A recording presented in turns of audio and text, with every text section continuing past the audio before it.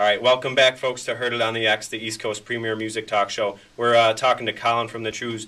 We were just talking about the new album that you guys are working on and a bit of the songwriting process. What is the normal songwriting process for you guys? It's a lot in the past. A lot of things have started with me. Like I'll come in with whether I'm writing with Gordie Johnson from Big Sugar or if I'm writing with the band. I'll come in with this riff and this idea and this melody, and we'll just kind of work up from there.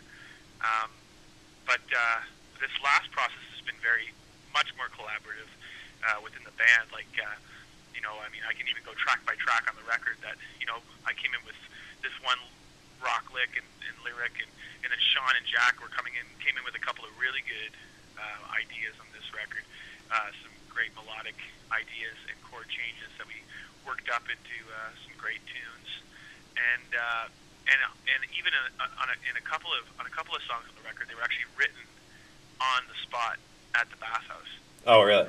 One thing we were doing is it was kind of like trying to catch lightning in a bottle. It was we were I think it was midnight, and I was just playing on the grand piano that they had. They've got this beautiful grand piano out there, and I was just doing this little riff that I didn't mean anything to me. I was just I'm not a very good piano player. I was just kind of playing something I thought sounded nice to my ears.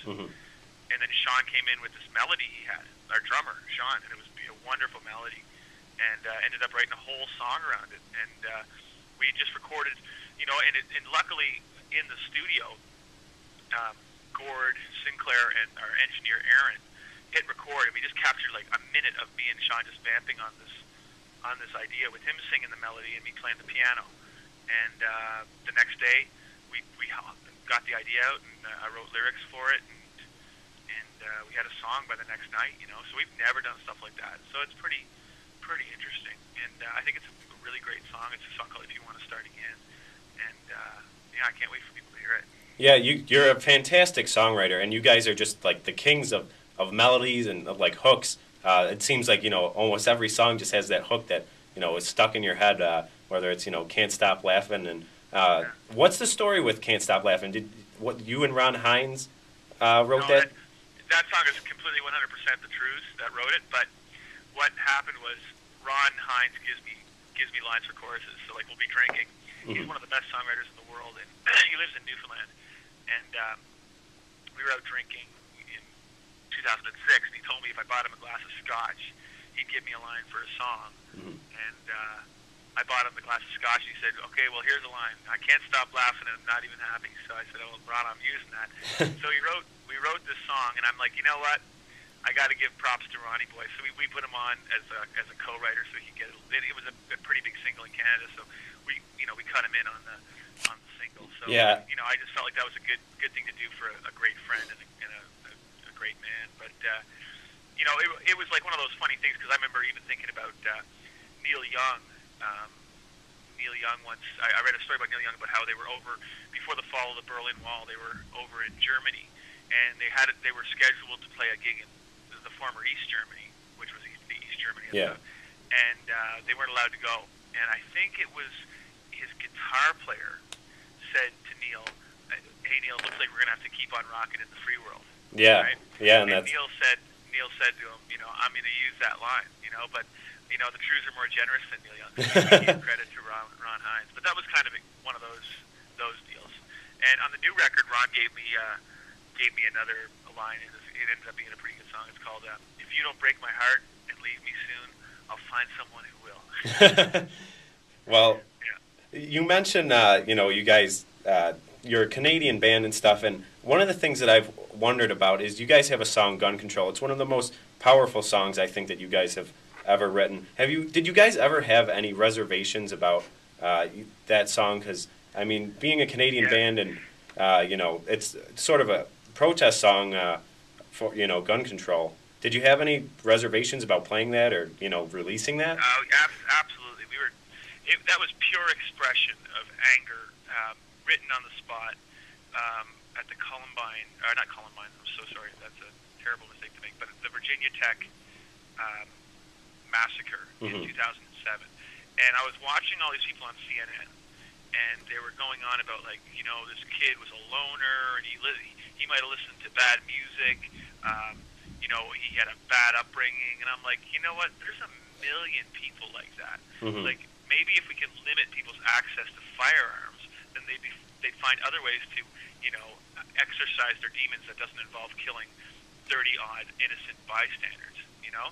And it was just really angering me. And I was watching all these people talk about it, and all these pundits on CNN saying, you know, and one of the quotes was, "Without the dark, the stars can't shine." Yeah. I'm like, yeah, but there's ways to, you know, I think that people shouldn't be able to get firearms, and I know it's a constitutional right in America, and I respect that, but I think it should be that people can't get guns. You know, it's like, it was very black and white. I still see it as a black and white issue, because you're never going to solve the number of crazy people in the world, or the number of people that have bad upbringings. I mean, there's so many people that are not, or who are maladjusted, and if they can walk down to Walmart and buy an automatic gun, then you know, then there's a really high risk that a lot of people are going to get senselessly killed.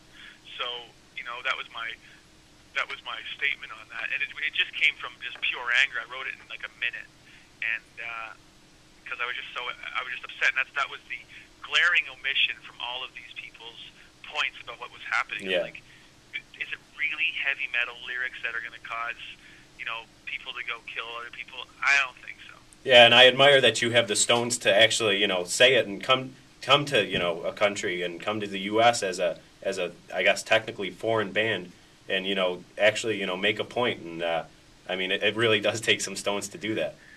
Yeah, and you know, and I love America, and I'd love to have success in America. I mean, and I love our American fans. Like, I mean, we have some of my favorite TREWS fans are American, because they're so diehard and committed, and I think America is, you know, the greatest nation on earth for so many reasons. But, you know, and it is kind of a risk as a Canadian to, you know, hey, we want to break down the states. Check it out. Check out our song, insulting your gun laws. Yeah. But you know, it's a job as an artist to express yourself, and I was feeling that, and it came right from the heart.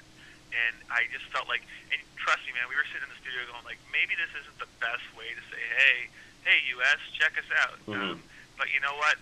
We went with the artistic high ground, and we said, no, this is how we feel, and we're going to sing it. And I remember the first time we played it. We were on tour opening for Ace Frehley, and we were in Eugene, Oregon, and we were playing like a House of Blues venue there. And I was scared, man. For the first 4 weeks of that American tour, we did not play Gun Control. We were like, you know what? It's going to be too heavy. People don't know us. I mean, we don't need to give them any more reasons not to like us, and if they don't know us already. And so we ended up playing it. And I remember watching, you know, I can't really see that well when I'm on stage when it's really dark in a club and there's a bunch of people, like a bunch of Ace Frehley fans waiting for me to come on stage. And we started playing Gun Control, and I'm like, we were kind of hanging on for dear life. Here we go. And so I started playing the intro, and I started singing the song, and all of a sudden I see this figure in the crowd kind of moving towards the stage really quickly. And I was like, oh, God, blow my head off. It's going to be over for Colin MacDonald in Eugene, Oregon, 2008. But no, it ended up being my sound guy, Todd, who was coming the bass DI. So I, you know, breathed a sigh of relief and said, you know what? We're going to play Gun Control every night from now on. Yeah, because thought it wasn't. You don't write a song like that. You just got to do it, you know. And you know, we wouldn't be the first foreign band to be commenting on some of the politics. Sometimes when you stand outside of it, you can, you know, get a good perspective on what's going on, you know. And I mean, we've had a lot of people disagree with it. We've had a lot of Americans come up to all of us at gigs and say, like, how dare you? You have no right to say this. And I mean, that's to be expected when you put your opinion out there very strongly. Part of a democracy is that people are going to be able to, you know, come back at you. So you just have to be prepared, and you have to explain where it came from, and hopefully, you know, talk it out and don't let it escalate beyond that. Yeah, well, if it's something you believe in, and it's something that, you know, you stand strong by, and it means something to you, then, you know, you got to do it. And something I strongly believe in is TREWS music and TREWS rock and roll. If you want to catch the TREWS, they're playing. They're on an acoustic tour right now. You can go to TREWSmusic.com. The shows that I'll be catching are the acoustic ones up in Hamilton at Hamilton Place. Colin, I want to thank you for stopping by and talking to us. Yeah, man. Thanks for having me. Have a good day. We'll be right back, guys.